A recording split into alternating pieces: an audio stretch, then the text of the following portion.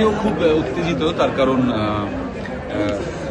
আমার ছবির থেকে বড় কথা বলা ভালো যে দেশু মানে দেব শুভশ্রী এই জুটিকে নিয়ে মানুষের মধ্যে যে উন্মাদনা, মানুষের মধ্যে যে উত্তেজনা, এক্সাইটমেন্ট, সেইটাতে যে আমি জুড়ে যেতে পারছি একজন অভিনেতা হিসেবে, এবং আমার দেবের প্রতি মানে এবং এইটা নিয়েও আমি এক্সাইটেড যে দেব প্রথমবার পরিচালনা করতে চলেছে এবং সেইটাতে কাজ করবো। আমার প্রথম ছবি দেবের সাথে আসছিল, তারপরে এইভাবে একটা বৃত্ত সম্পূর্ণ হওয়ার ব্যাপার।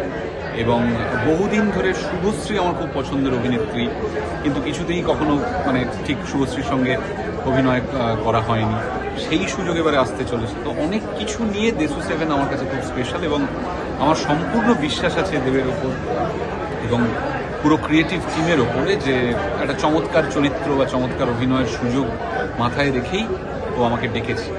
তো এই সমস্ত অ্যানাউন্সমেন্ট এইসবের পালা শেষ, এবারে আসল কাজ চলচ্চিত্র নির্মাণ, যাতে মানুষ আমাদের ছবিটি দেখে আনন্দ পান, সেই কাজ যত তাড়াতাড়ি শুরু হবে তার জন্য আমি মুখিয়ে আছি।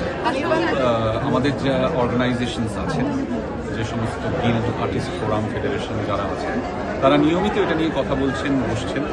এইটার কি নিষ্পত্তি হবে, কেমনভাবে হবে, সেইটা তারাই বলতে পারবেন, এটা আমার পক্ষে বলা সম্ভব নয়, কারণ এই ধরনের মিটিংগুলোতে আমি একটিতেও উপস্থিত থাকি। আমি শুধু বলতে পারি যে দেশু 7-এ আমি অভিনয় করছি এবং চেষ্টা করব ভালো করে করার, আমার দর্শক যাতে আমার কাছ থেকে ভালো লাগে।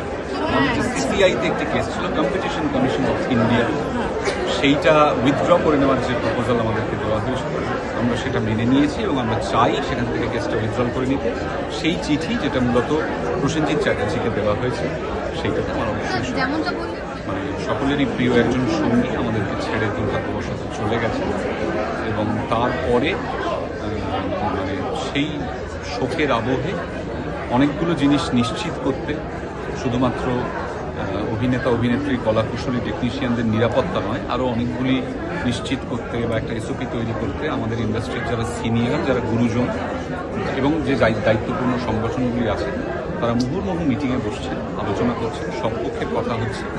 সিদ্ধান্ত কী হবে সেটা তারাই জানতে পারবে, এটা বলতে পারবো না। আমি আবারও বলছি যে আমাদের মাথার উপরে যে সমস্ত সংগঠনগুলি আছে এবং যে সমস্ত গুরুজনেরা আছে, তারা কি সিদ্ধান্ত নেন সেইটার পরে আমার পক্ষে অফিসিয়ালি কথাটা বলাটা ঠিক হবে।